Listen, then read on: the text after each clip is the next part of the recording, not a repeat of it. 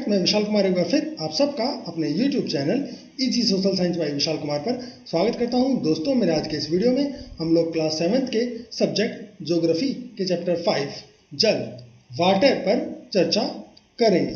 दोस्तों, हमेशा की तरह मैंने आप सबकी सुविधा के लिए इस चैप्टर को छोटे छोटे पार्ट्स में डिवाइड करके इसकी एक समरी बना दी है ताकि आप लोग इसको आसानी से समझ और याद कर सकें। इतना ही नहीं, इस समरी की सहायता से आप अपने नोट्स भी आसानी से बना सकते हैं। तो चलिए शुरू करते हैं। जल संसाधन। जल एक महत्वपूर्ण नवीकरणीय प्राकृतिक संसाधन है। नवीकरणीय प्राकृतिक संसाधन क्या होते हैं? ऐसे संसाधन जिन्हें एक बार उपयोग करने के पश्चात वो दोबारा उपयोग के लिए उपलब्ध हो जाते हैं, यानी प्रकृति जिसे कुछ ही समय में पुनः पूरित कर देती है। ऐसे संसाधनों को नवीकरणीय प्राकृतिक संसाधन कहा जाता है, जैसे सूर्य की धूप, वन, जंगल और जल आदि। तो जल एक महत्वपूर्ण नवीकरणीय प्राकृतिक संसाधन है। हमारी पृथ्वी के कुल क्षेत्रफल का लगभग 3/4 यानी 70% भाग जो है वो जल से ढका हुआ है, सागरों महासागरों से ढका हुआ है। इसीलिए हमारी पृथ्वी को जलीय ग्रह कहा जाता है। इतना ही नहीं, इस जल के कारण ही जो हमारी पृथ्वी के लगभग 70% भाग में जो जल मौजूद है, इस जल के कारण ही हमारी पृथ्वी अंतरिक्ष से देखने पर नीले रंग की दिखाई देती है। इसलिए हमारी पृथ्वी को नीला ग्रह भी कहा जाता है, यानी बहुत बड़ी मात्रा में हमारी पृथ्वी पर जल मौजूद है। एक बात मैं यहाँ पर क्लियर कर दूं कि जो हमारी पृथ्वी पर जल की मात्रा है वो निश्चित है, वो स्थिर है, उसको घटाया या बढ़ाया नहीं जा सकता। अरबों वर्षों से जितना जल हमारी पृथ्वी पर मौजूद है वो आज भी उतनी ही मात्रा हमारी पृथ्वी पर मौजूद है, उसको हम घटा या बढ़ा नहीं सकते। इतनी बड़ी मात्रा में जल मौजूद होने पर भी हम लोग अक्सर जल की कमी का अनुभव करते हैं। वो क्यों है? क्योंकि हमारी पृथ्वी पर जो जल मौजूद है उस कुल जल का लगभग 97.3% 97.3% जो जल है वो लवणीय जल है, नमक युक्त जल है। वो सागरों और महासागरों में मौजूद लवणीय जल है, जिसका उपयोग हम पीने, खेती या अन्य काम धंधों में नहीं कर सकते। उसमें लवण की मात्रा यानी नमक की मात्रा मौजूद है, जो हम विभिन्न कार्यों के लिए उपयोग नहीं कर सकते। वो जो समुद्री जल जो खारा होता है, जो लवण युक्त होता है, उसके अंदर हमारे खाने का जो नमक होता है सोडियम क्लोराइड वो मिला होता है। उसकी वजह से समुद्रों का जल लवणीय होता है या खारा होता है, इसलिए उसका उपयोग पीने के लिए नहीं किया जा सकता। अगर हम उसका उपयोग पीने के लिए करेंगे तो कुछ ही समय में हमारी जो किडनियाँ हैं वो खराब हो जाएंगी और हम मर भी सकते हैं। ना ही उसका उपयोग हम कपड़े धोने, नहाने या अन्य कार्यों में कर सकते हैं, और ना ही उसका उपयोग हम सिंचाई के लिए कर सकते हैं। यानी जो ये 97.3% जल है वो लवणीय जल है और उसका उपयोग हम अपने विभिन्न कार्यों में नहीं कर सकते। यानी हमारी पृथ्वी पर केवल 2.7% हमारी पृथ्वी पर केवल 2.7% जल ही उपयोग के लिए अलवणीय जल यानी शुद्ध जल उपलब्ध है, और उच्च शुद्ध जल में भी उसका लगभग 2% जल, जो लगभग 2% जल है वो बर्फ छत्रक के रूप में यानी बर्फ के रूप में अंटार्कटिका और हमारे जो पोलर रीजन है, हमारे जो ध्रुवीय प्रदेश है, उत्तरी ध्रुव और दक्षिणी ध्रुव और पर्वतों की चोटियों के ऊपर बर्फ के रूप में मौजूद है, यानी वो भी उपयोग नहीं किया जा सकता। अब हम सिंचाई के लिए किसी ध्रुव पर या किसी पर्वत की चोटी पर जाकर बर्फ तो तोड़कर लाएंगे नहीं, तो यानी इस जल का उपयोग भी हम लोग अपने विभिन्न कार्यों की पूर्ति के लिए नहीं कर सकते। यानी बहुत कम मात्रा में आप यहाँ देख सकते हो भूमिगत जल जो है वो 0.68% ही हमारे पास उपलब्ध है। यानी लगभग कुल मिलाकर 1% जल है जो हमारी पृथ्वी पर वो हम अपने विभिन्न कामों में उपयोग ला सकते हैं, वो उपयोग के लिए उपलब्ध है। यानी इतने थोड़े से ही जल का उपयोग हम लोग खाने, पीने, सिंचाई व अन्य काम धंधे, रोजगार के लिए कर सकते हैं। तो इस तरह आप जाने होंगे कि हमारी पृथ्वी पर जो अलवणीय जल की कुल मात्रा है वो 2.7% है, और उसमें से भी उपयोग के लिए केवल हमारे पास 1% जल ही लगभग उपलब्ध है। महासागरों का जल लवणीय है, जिसका उपयोग हम विभिन्न कार्यों के लिए खाने, पीने या सिंचाई के लिए नहीं कर सकते, क्योंकि उसमें हमारे खाने का जो नमक होता है सोडियम क्लोराइड वो घुला हुआ है और उसका उपयोग इन सब कार्यों के लिए नहीं किया जा सकता। लगभग जो अलवणीय जल है उसका 70% भाग बर्फ के रूप में अंटार्कटिका, ग्रीनलैंड और पर्वतीय प्रदेशों में पाया जाता है। यानी लगभग जो 2% हिस्सा है वो बर्फ के रूप में पहाड़ों की चोटियों पर, पोलर रीजन में और उत्तरी ध्रुव और दक्षिणी ध्रुव पर मौजूद है। तो उसका उपयोग भी हम लोग अपने विभिन्न कार्यों के लिए नहीं कर सकते। केवल 1% लवणीय जल है जो मानव के उपभोग के लिए उपयुक्त है या उपलब्ध है। ये जल भौम जल के रूप में, भौम जल, भूमिगत जल को भौम जल कहा गया है। यानी हमारी पृथ्वी की जो सतहें हैं, परतें हैं, उनमें जो जल मौजूद है, जिन्हें हम कुओं के द्वारा, नलकूपों के द्वारा या ट्यूबवेल के जरिए पृथ्वी से निकालते हैं और उपयोग करते हैं, ऐसे जल को भौम जल कहा जाता है। इसके अलावा नदियों और झीलों में भी जल के रूप में मीठा या शुद्ध जल उपलब्ध है, जिसका उपयोग हम अपनी दैनिक ज़रूरतों को पूरा करने के लिए करते हैं। इसके अलावा जल की बहुत बड़ी मात्रा जलवाष्प के रूप में वायु में भी उपलब्ध रहती है, वायुमंडल में भी उपलब्ध रहती है। इस प्रकार केवल कुल मिलाकर 1% जल ही शुद्ध जल के रूप में हमारे पास उपलब्ध है। नेक्स्ट, अलवणीय जल पृथ्वी का सबसे अधिक मूल्यवान पदार्थ है। पृथ्वी पर जल न तो बढ़ाया जा सकता है और न ही घटाया जा सकता है। ये बात मैंने पहले भी क्लियर की थी कि हमारी पृथ्वी पर जो जल की मात्रा है वो निश्चित है, वो स्थिर है, उसको हम घटाया घटा नहीं सकते। अरबों वर्ष पहले जितनी मात्रा में जल हमारी पृथ्वी पर मौजूद था, आज भी वर्तमान में भी उतनी ही मात्रा में जल हमारी पृथ्वी पर मौजूद है। इसकी मात्रा स्थिर रहती है। ये वाष्पीकरण, वर्षण और वहा की प्रक्रियाओं द्वारा महासागरों, वायु, भूमि और पुनः महासागरों में चक्रण द्वारा निरंतर गतिशील रहता है। इसे जल चक्र कहते हैं। सबसे पहले ये क्या होता है? वाष्पीकरण। वाष्पीकरण क्या होता है? जब पृथ्वी पर जो जल मौजूद है, सागरों में, महासागरों में, झीलों में, तालाबों में या अन्य किसी भी रूप में, जब उसके ऊपर सूर्य की धूप पड़ती है तो पानी गर्म होकर वाष्प में, भाप में बदल जाता है।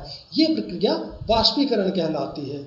हमेशा ये प्रक्रिया चलती रहती है। जब दिन के समय सूर्य की धूप झीलों, सागरों, महासागरों के जल पर पड़ती है तो जल गर्म होकर वाष्प में बदल जाता है। ये प्रक्रिया वाष्पीकरण कहलाती है, यानी गैसीय रूप में पानी बदल जाता है। वर्षण क्या है? वर्षण तो आप जान ही रहे हैं, वर्षा है ना, पानी का बूंदों के रूप में आकाश से नीचे धरती की तरफ गिरना वर्षण कहलाता है। वह क्या है? पानी का बहना वह कहलाता है। आपने नदियों में, नालों में, नहर में या ज़मीन पर पानी को बहते हुए देखा होगा, तो वो पानी के बहने की जो प्रोसेस है वो वह कहलाती है। वाष्पीकरण, वर्षण और वह के द्वारा जो जल है वो महासागरों, वायु, भूमि और पुनः महासागरों में चक्रण द्वारा निरंतर गतिशील रहता है। आपने देखा होगा, इस चित्र में भी देखिए, है ना, ये इस झील पर जब सूर्य की धूप पड़ रही है तो पानी गर्म होकर भाप के रूप में बदल रहा है, उसका वाष्पीकरण हो रहा है। और चूंकि गर्म वायु हल्की होती है, इसलिए ये जलवाष्प और गर्म वायु ऊपर की ओर उठते हैं, है ना। जैसे जैसे ये ऊपर जाते हैं टेम्परेचर कम होता जाता है, और टेम्परेचर कम होने पर एक समय ऐसा आता है जहाँ ऊपर मौसम ठंडा होता है, और इस ठंड के कारण यहाँ पर जो जल वाष्प होते हैं वो संघनित होना शुरू हो जाते हैं, यानी पुनः बारिश की बूंदों के रूप में, पानी की बूंदों के रूप में बदलने लगते हैं। ये प्रोसेस संघनन कहलाती है। यानी जो हवा में जो जलवाष्प मौजूद है उसका वहाँ के ठंडे वातावरण के कारण दोबारा पानी के रूप में बदलना संघनन कहलाता है। और इस संघनन प्रोसेस के दौरान ही बादलों का निर्माण होता है। यानी वो जो जलवाष्प थे वो संघनित होकर बादलों का निर्माण करते हैं, पानी की बूंदों के रूप में बदलते हैं। और जब ये पानी की बूंदें इतनी बड़ी हो जाती है कि हवा उसको थामे नहीं रख सकती, हवा उसको अपने आप में रोके नहीं रख सकती, और पृथ्वी की ग्रेविटी के कारण, गुरुत्वाकर्षण बल के कारण ये पानी की बूंदों के रूप में ये बूंदें नीचे गिरने लगती है। तो इसे हम लोग वर्षण बोलते हैं। आपने देखा भी होगा बारिश को बहुत बार। वर्षण भी आपने 2-3 तरह का देखा होगा, जैसे कि आपका ओलावृष्टि और हिमपात। ये क्या होता है, इसके ऊपर भी हम लोग मेरे अगले वीडियो में चर्चा करेंगे। इसके पश्चात जो पानी होता है बारिश के कारण जो नीचे गिर रहा है वो भूमि के ऊपर बहकर नदियों के रूप में, या आप जैसे यहाँ देख पा रहे हो नाले के रूप में वो बहने लगता है, तो वो प्रोसेस वहाँ कहलाती है। और ये आपने देखा होगा नदियाँ अक्सर बहकर समुद्र में मिल जाती है। यानी ये चक्र चलता रहता है। समुद्र से जो जल है वो वाष्प के रूप में बदलता है और वाष्पीकरण के द्वारा वो गैस में बदलकर हमारे एटमॉस्फेयर में, हवा में जाता है, हमारे वायुमंडल में जाता है और वहाँ वायुमंडल में उसका संग्रहण हो जाता है। यानी ऊपर जो ठंडा मौसम है उसके कारण वो जल वाष्प जो है वो पुनः पानी की बूंदों के रूप में बदल जाता है और वो बूंदें जब इतनी बड़ी हो जाती है कि हवा उसको थामे नहीं रख सकती तो वो वर्षण के रूप में नीचे की ओर गिरने लगता है और फिर वो पानी की बूंदें ज़मीन पर गिरने के पश्चात नदी या नालों के द्वारा या ज़मीन से बहकर पुनः सागरों में चली जाती है। इस प्रकार जल का यह चक्र चलता रहता है जिसे हम लोग जल चक्र के नाम से जानते हैं।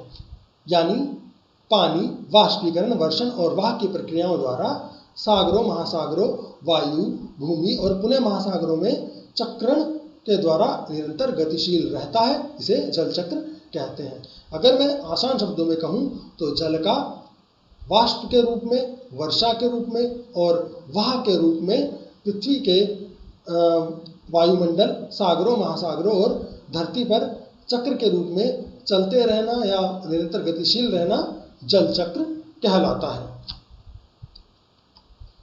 जल की उपलब्धता और समस्याएं। विश्व के कई प्रदेशों में जल की कमी है।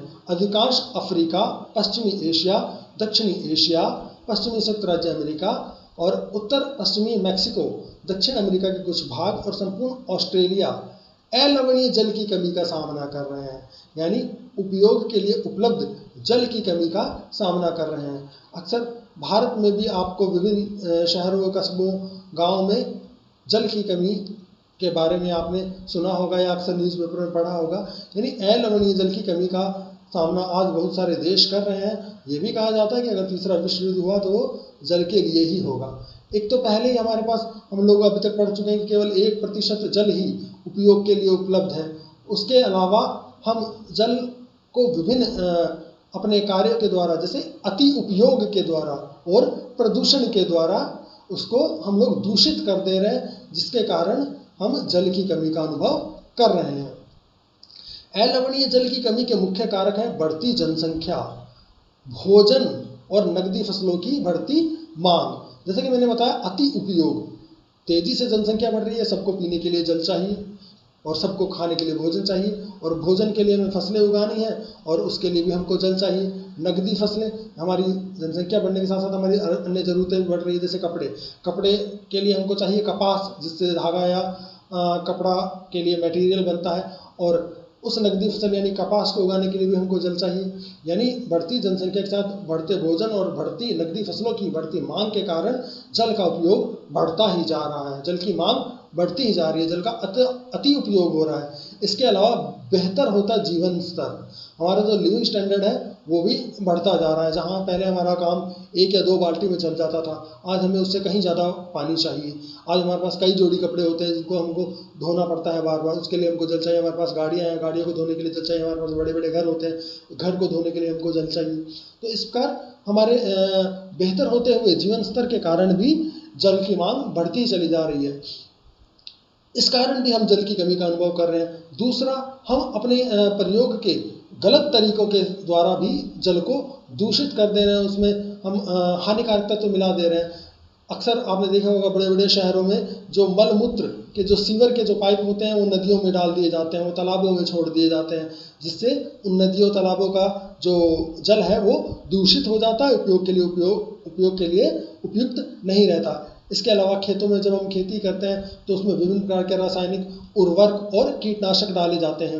रासायनिक उर्वरकों और कीटनाशकों का उपयोग हम बहुत बड़ी मात्रा में फसलों के उत्पादन को बढ़ाने के लिए कर रहे होते हैं और जब उस पर सिंचाई की जाती है तो पानी के साथ मिलकर वो जो कीटनाशक या वो जो रासायनिक उर्वरक है वो हमारी पृथ्वी के अंदर चले जाते हैं, हमारा जो भूमि जल है उसको दूषित कर देते हैं।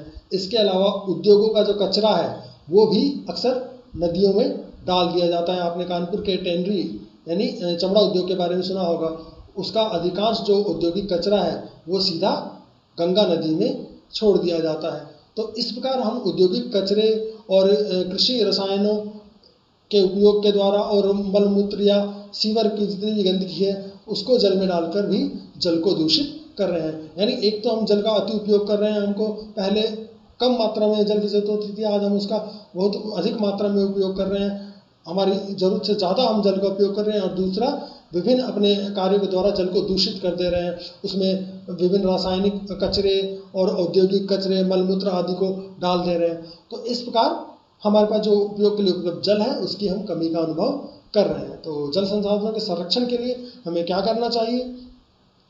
आज विश्व में शुद्ध जल तक पहुंचना एक बड़ी समस्या बन गई है। यद्यपि जल एक नवीकरणीय संसाधन है, जैसा कि हमने बताया था कि नवीकरणीय संसाधन एक ऐसा संसाधन होता है जो कुछ समय पश्चात पुनः पूरित हो जाता है, यानी उपयोग के लिए पुनः उपलब्ध हो जाता है। जल के साथ भी ऐसा ही है।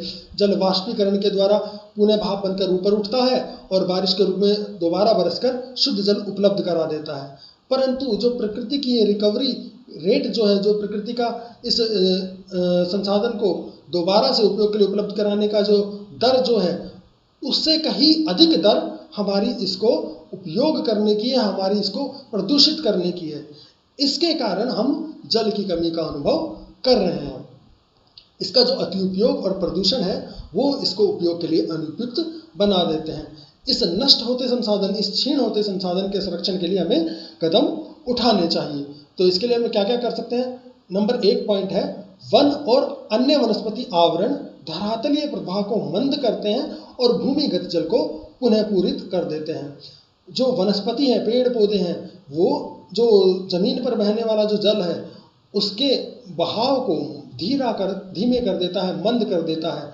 इसका क्या प्रभाव पड़ता है?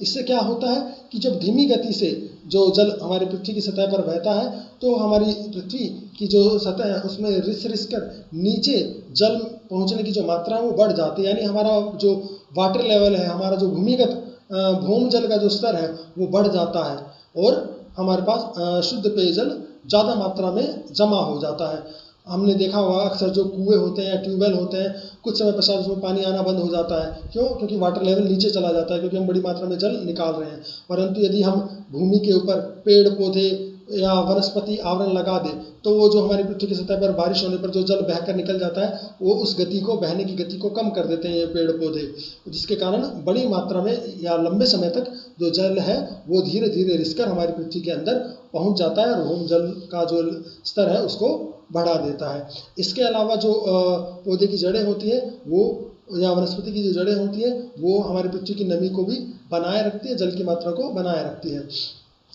दूसरा तरीका है जल संग्रहण। पृष्ठीय प्रवाह को बचाने की दूसरी विधि है। जल संग्रहण का मतलब होता है नदी या जो बारिश होने पर जो जल होता है जो बह बहकर सागर में मिल जाता है और अलवणीय जल से लवणीय जल के रूप में बदल जाता है। अक्सर आपने देखा होगा बारिश होती है तो बारिश का जो पानी होता है वो ज़मीन पर बहकर किसी नदी या नाले में मिल जाता है और वो नदी या नाले से फिर वो जल जाकर सागर में मिल जाता है, यानी जो शुद्ध मीठा जल था वो लवणीय जल के रूप में बदल जाता है। तो इसको रोकने के लिए हम क्या कर सकते हैं? नदियों पर अक्सर डैम बना दिए जाते हैं, बांध बना दिए जाते हैं, या हम जगह जगह पर छोटे छोटे तालाब या गड्ढे बनाकर उस जल को जमा कर सकते हैं। इस प्रकार जल का जो ये संग्रहण करके भी हम उस मीठे शुद्ध बहते हुए जल को जाकर सागर में मिलने से रोक सकते हैं। तीसरा है जल रिसाव को कम करने के लिए खेतों को सिंचित करने वाली नहरों को ठीक से पक्का करना चाहिए। खेतों में सिंचाई करने के लिए नहरें बनाई जाती है, परंतु नहरों की दीवारें या जो उसका तल होता है वो कच्चा होता है, जिसके कारण बड़ी मात्रा में जो पानी है वो मीठा जल जो है, जो उपयोग के लिए उपलब्ध जल है, वो नष्ट हो जाता है। इसीलिए नहरों की जो तल या उसकी जो दीवारें हैं उनको पक्का कर देना चाहिए ताकि अधिक पानी रिस कर बेकार ना हो। अगला तरीका है रिसाव और वाष्पीकरण से होने वाली जल की क्षति को रोकने के लिए अपने खेतों की सिंचाई स्प्रिंकलरों फव्वारा विधि से, इस चित्र में आप देख सकते हैं, फव्वारा विधि से की जानी चाहिए।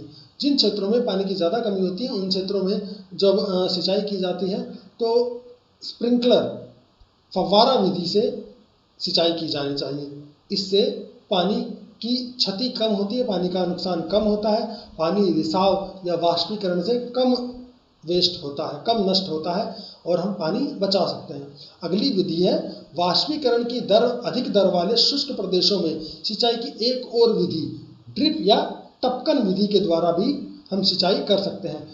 ड्रिप या टपकन विधि बड़ी कमाल की विधि है। इसमें पौधों की जड़ों में बूंद बूंद कर पानी दिया जाता है। पाइपलाइन के द्वारा ऐसी एक व्यवस्था की जाती है जिससे सीधे पौधे की जड़ों में या पेड़ों की जड़ों में बूंद बूंद कर पानी आता रहता है, जिससे वाष्पीकरण की दर बहुत कम हो जाती है और पानी वेस्ट नहीं होता और पौधों की जड़ों में नमी भी बनी रहती है। तो इस प्रकार हम इन सिंचाई की विभिन्न विधियों को अपनाकर इस मूल्यवान जल संसाधन का संरक्षण कर सकते हैं। इसके अलावा हम अति उपयोग को भी कम कर जल का संरक्षण कर सकते हैं। जल एक बहुमूल्य संसाधन है जिसको बचाना बहुत आवश्यक है। तो आज की वीडियो में दोस्तों इतना ही। उम्मीद है आपको मेरा ये वीडियो पसंद आया होगा। अगर ये मेरा वीडियो आपको पसंद आया है तो इसको लाइक, शेयर और सब्सक्राइब करना ना भूलें।